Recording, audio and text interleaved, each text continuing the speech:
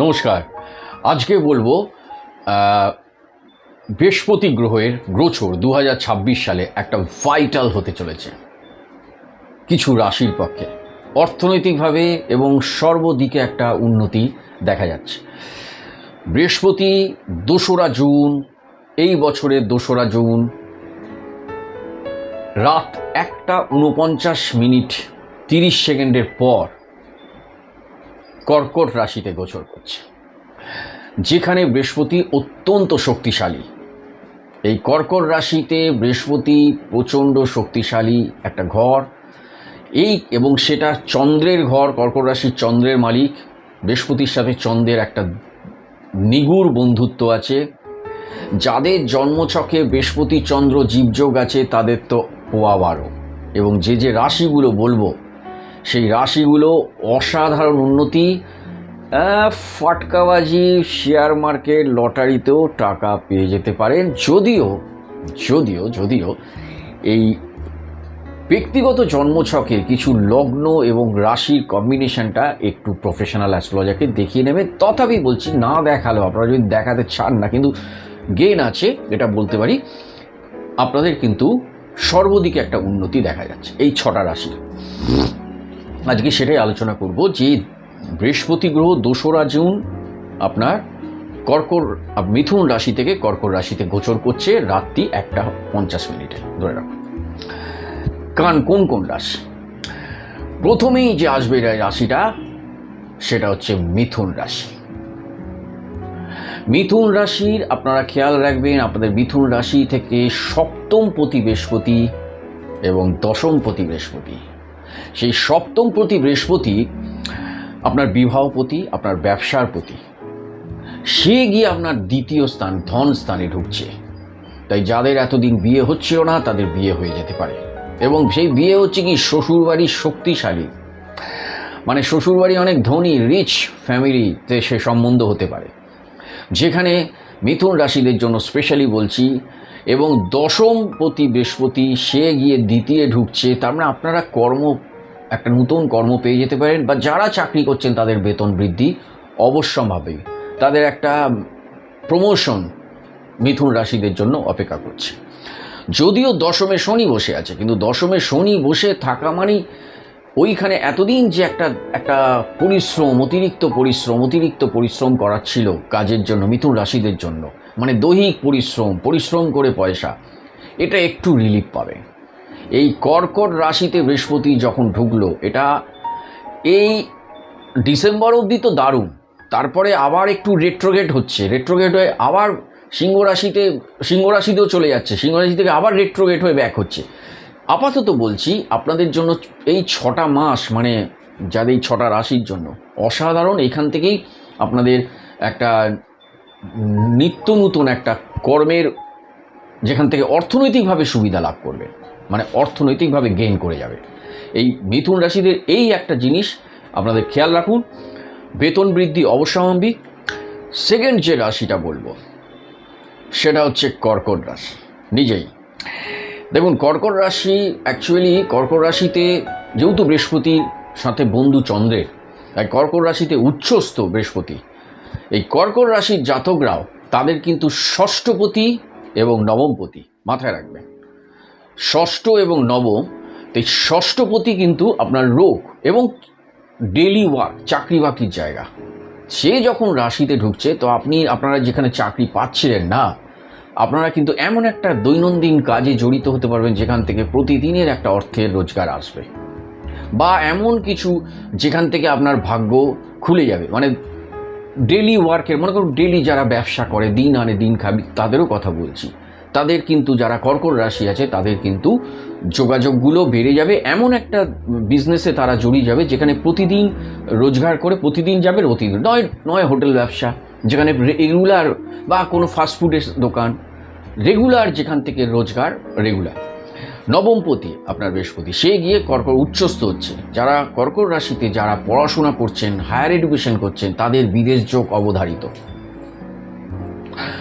যারা প্রচুর পড়াশোনা করেছেন অনেক, কারণ নবমপতি। এবং সবচেয়ে বড় কথা, আপনার বাবা মা বা গুরুজনদের সাথে আপনার সম্পর্ক অসাধারণ সুন্দর হবে।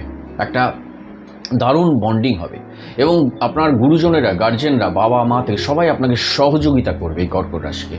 যখন বৃহস্পতি 2রা জুনে আপনার 2026-এ 2রা জুনে যখন কর্কট রাশিতে গোচর করছে, সেখানে কিন্তু তাদের সম্ভাবনা সাংঘাতিক এগুলো বেড়ে যাবে এবং পয়সা কড়ির দিক দিয়েও, অর্থনৈতিক দিক দিয়েও। শেয়ারবাজি, ফটকাবাজি এগুলোতে পয়সা তখনই লাগাবেন যখন কোনো প্রফেশনাল অ্যাস্ট্রোলজারকে দেখিয়ে নেবেন, কারণ আছে অর্থনৈতিক দারুণ শুভ এগুলো এই 6টা রাশির জন্য। আমি মিথুন বললাম, কর্কট বললাম, কিন্তু আরও কোথা থেকে দারুণ হয় কম্বিনেশান, কোন কোন ডেট, কোন কোন গোচর, সেগুলো ক্যালকুলেশন করে, এগুলো অঙ্ক আছে, সেগুলো না দেখে বলা যাবে না। নেক্সট হচ্ছে সিংহ রাশি। সিংহ রাশিরও দারুণ সময়। যখনই 2রা জুন বৃহস্পতি কর্কট রাশিতে গোচর করবে, সিংহ রাশির জন্য দারুণ সময়। সিংহ রাশি থেকে কিন্তু পঞ্চমপতি আপনার বৃহস্পতি, সন্তানের প্রতি, এবং সিংহ রাশি থেকে অষ্টমপতি বৃহস্পতি। তাই অষ্টম এবং পঞ্চম, তা পঞ্চম হচ্ছে আপনার পড়াশোনা, মেধা, জ্ঞান, ট্যালেন্ট, কোয়ালিটি, সন্তান এবং আপনার ফটকাবাজি, লটারি, শেয়ার। তাহলে সিংহ রাশি সে থেকে দ্বাদশে বৃহস্পতি থাকছে, দ্বাদশে উচ্চস্থ। তাহলে বিদেশ থেকে অর্থের যোগাযোগ কিন্তু দারুণভাবে নির্ভর করছে। এবং সবচেয়ে বড় কথা, শ্বশুর বাড়ি থেকে একটা গেইনিং সিংহ রাশিদের জন্য অপেক্ষা করছে, শ্বশুর বাড়ি থেকে। কারণ অষ্টমপতি সে দ্বিতীয় বসেছে। যাদের সিংহ রাশিদের, যাদের এতদিন শরীর খারাপ যাচ্ছিল, একটু সিংহ রাশিদের বেগরবাই করছিল, কারণ সিংহ রাশির অষ্টমে বসে আছে শনি, একটু জ্বালাচ্ছিল। এই বৃহস্পতি যেই ঢুকলো এখানে, শনি আপনার কিন্তু জ্বালানো কম করে দেবে সিংহ রাশিতে। কারণ বৃহস্পতির নবম দৃষ্টিটা গিয়ে পড়বে সিংহ রাশি, এই আপনার পাক্কা অষ্টমের ঘরে, মানে যেখানে শনি বসে আছে সিংহ রাশি থেকে।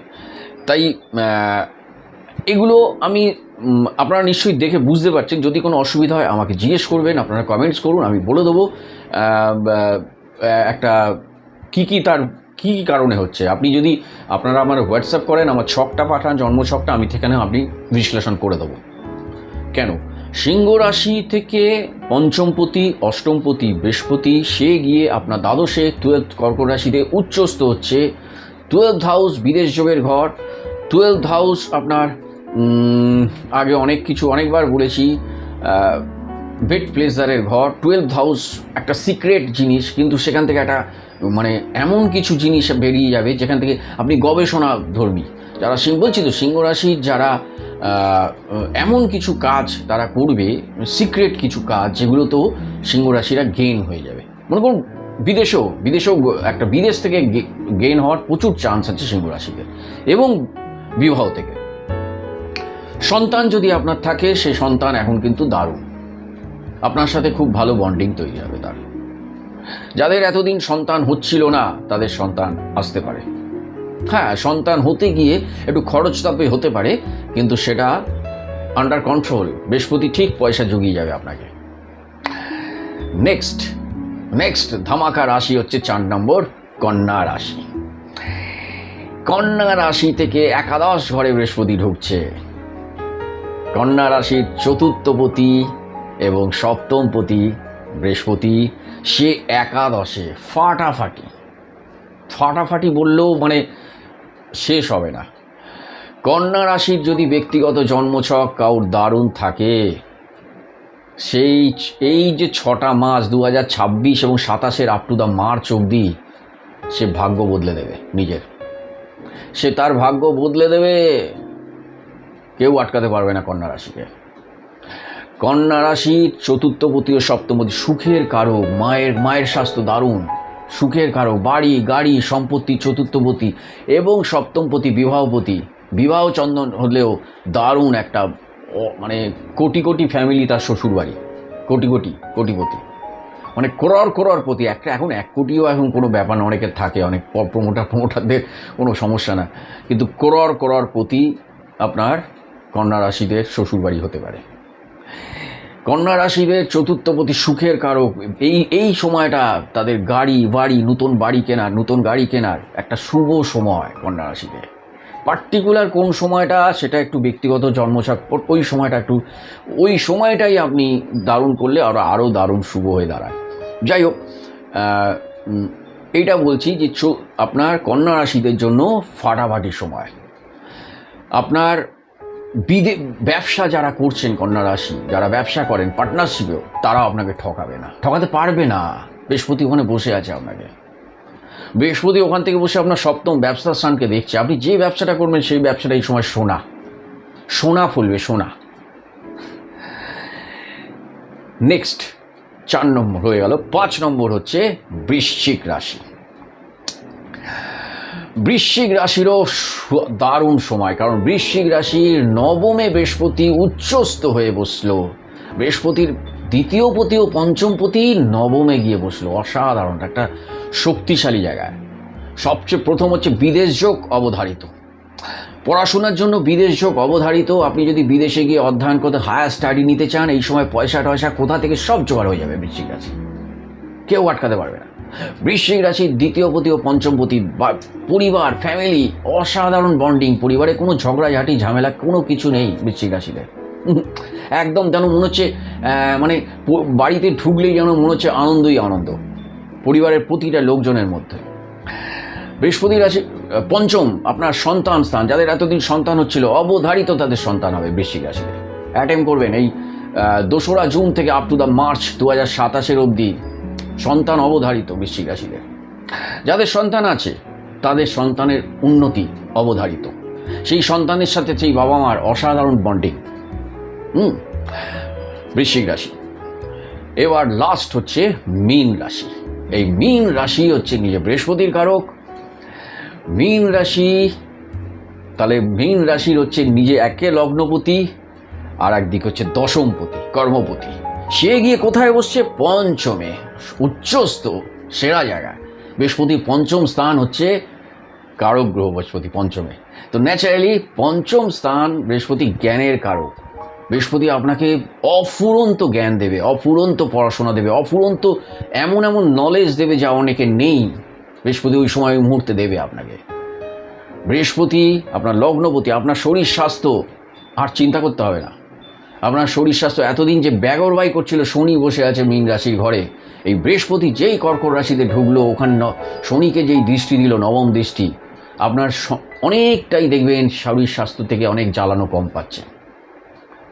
এবং বৃহস্পতি আপনার হচ্ছে দশমপতিও। বৃহস্পতি আপনার ওখানে আপনি যেই, কারণ বৃহস্পতি আপনার মানে নিজে লগ্নপতি উইথ দশমপতি। তাহলে এই জায়গা মানে কর্মের জায়গাটা, তার মানে কর্ম গিয়ে বসলো পঞ্চমে, লগ্ন গিয়ে বসলো পঞ্চমে। তাহলে আপনি আপনার মেধা, ট্যালেন্ট দিয়ে আপনি পৃথিবীতে কর্ম জোগাড় করে নেবেন এই মুহূর্তে। সবাই আপনাকে রিয়েলাইজ করবে, বলবে না আপনার মধ্যে যে কোয়ালিটি আছে, আপনার মধ্যে ট্যালেন্ট আছে, এই কটা দিনে আপনাকে সে রিয়েলাইজ করে আপনার একটা দারুণ কর্ম তৈরি করে দেবে। এবং ফাটকাবাজি, লটারিতেও পাওয়ার যোগ আছে, যেহেতু বৃহস্পতি পঞ্চমে চলে গেছে। তাই এই 6টা রাশি বললাম, তাহলে মাথায় রাখুন। প্রথম থেকে মিথুন, কর্কট রাশি, সিংহ রাশি, কন্যা রাশি, বৃশ্চিক রাশি, মীন রাশি। এইবার বলছি লাস্ট, সাপোজ আপনাদের এই রাশি আর ইন্টারচেঞ্জিং লগ্ন, তাহলে তাদের ডাবল ধামাকা। লাস্ট, তার মানে আপনি যদি কন্যা রাশি কর্কট লগ্ন হন, ডাবল ধামাকা। আপনি যদি মিথুন রাশি মীন লগ্ন হন, ডাবল ধামাকা। মানে এই 6টা রাশির সাথে এই 6টা লগ্নেরই যদি আপনার কম্বিনেশন থাকে, মানে যে 6টা রাশি বললাম, আপনার যদি সিংহ রাশি মিথুন লগ্ন, ডাবল ধামাকা। এইগুলো বলছি, মানে আপনারা খেয়াল রেখে দেবে যে 6টা রাশি বললাম, এই রাশির সাথে যে কোনো একটা তো রাশি হবে আপনার, আর এই 6টার মধ্যেই যদি, আর বাদ বাকি 5টার মধ্যেই যদি, বা 6টার মধ্যেই লগ্ন, মানে মিথুন রাশি মিথুন লগ্ন, দারুণ ব্যাপারটা। তাহলে মাথায় রাখুন। নেক্সট, আমি ভিডিও একটু দেরি হচ্ছে, আমি চেষ্টা করছি আপনাদের, তবে প্লিজ আমাকে কমেন্টস করবেন আপনারা কোন কোন বিষয়ের ওপর চাইছেন আরও। আমি যদি কমেন্টস না, আমি একটু উৎসাহ হারিয়ে ফেলছি। আপনারা আমাকে কমেন্টস করুন, আমি নিশ্চয়ই বিভিন্ন বিষয়ের ওপর আরও জ্যোতিষ সংক্রান্ত নেক্সট ভিডিওগুলো দিই। Thank you very much. সকলে ভালো থাকুন, আমি আছি আপনাদের সাথে।